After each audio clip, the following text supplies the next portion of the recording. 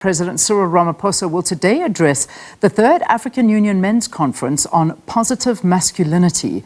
South Africa is co-hosting the conference with the African Union Chair and President of the Comoros, Azali Assoumani. It aims to encourage the active involvement of men and boys in preventing violence against women and girls in Africa. Let's cross live to our reporter that's covering the conference in Pretoria. That's Khayelihle Khumalo. Kaya, good to have you. Talk to us about what we can expect happening there today. Well, that's right, Leanne. So it's going to be a very interesting day today.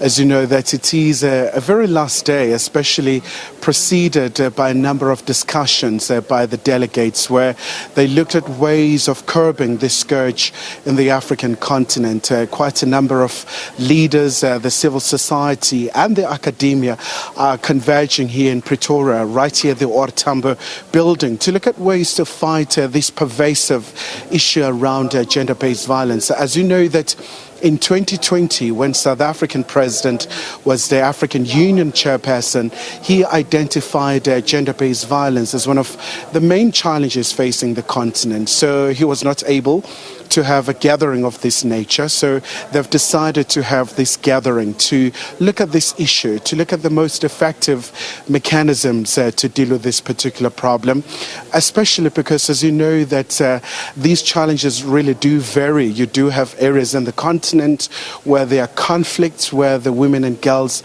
are bearing the brunt of those particular problems. But also you do find countries where women, the intimate partners are involved in some of these cases. So we do expect a number of leaders, of course, led by President Cyril Ramaphosa, to look at this particular issue. We do know that South Africa, there's quite a number of mechanisms in place to deal with this problem, but on the ground, really, we haven't seen any particular change.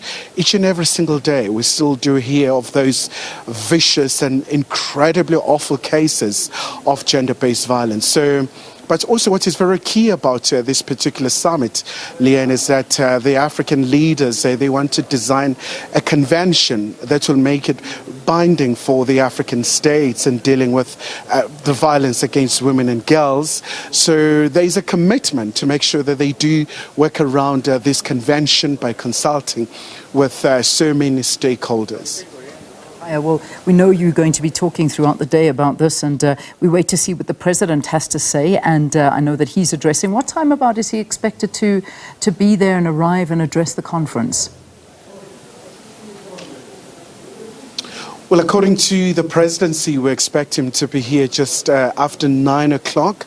And it's going to be a very interesting time here in Pretoria, Leanne. As you know, that, the violence against women and girls, it's quite a very big issue. But also now it's really just getting undivided attention within the continental structures. Quite a number of leaders from the continent are attending this particular session.